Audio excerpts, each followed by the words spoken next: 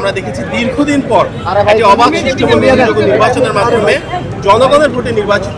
স্বচ্ছ এবং জবাবদিহিমূলক সরকার রাষ্ট্র পরিচালনার দায়িত্বে এসেছে। সেই সরকারের মাননীয় প্রধানমন্ত্রী জনাব তারেক রহমান আজকে বিএনপি এবং তিনটি প্রধান অঙ্গ সংগঠনের নেতৃবৃন্দকে সারা দেশ থেকে এখানে এনে আমাদের তৃণমূলের প্রতি যে বার্তা দিয়েছেন সেটা হচ্ছে কীভাবে জনগণের পাশে থেকে, জনগণের সাথে থেকে, জনগণের ক্ষমতায়নের মাধ্যমে রাষ্ট্র পরিচালনায় বিএনপির যে ইশতেহারে প্রণীত বিভিন্ন নীতিমালা রয়েছে সেগুলো বাস্তবায়ন করা যায়। মূল উদ্দেশ্য,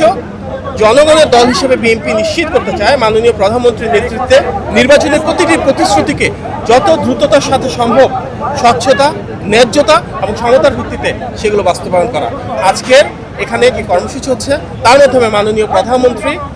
সারা দেশ থেকে আসা বিএনপি এবং অঙ্গ সংগঠনগুলোর নেতৃবৃন্দের মাধ্যমে তৃণমূলের একসাথে একটি সম্পর্ক স্থাপন করছেন এবং তৃণমূলের কাছে সেই বার্তাই দিচ্ছেন যেখানে বাংলাদেশের জাতীয়তাবাদী শক্তি ধারক হিসেবে প্রতিটি নেতাকর্মী যেন জনগণের পাশে থাকে, জনগণের সাথে থাকে, জনগণের আশা এবং আকাঙ্ক্ষার প্রতিফলনে যেন রাষ্ট্র পরিচালনা আসে। আজকে বিএনপি রাষ্ট্র পরিচালনা থাকা রাজনৈতিক দল, সুতরাং সেই দায়িত্বশীলতাকে ধারণ করেই বিএনপি যে আদর্শ সবার আগে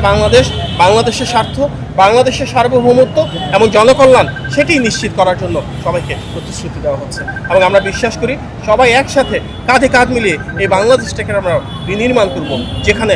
আমরা ফিরে পাবো স্বাধীনতা, সার্বভৌমত্ব এবং গণতন্ত্র।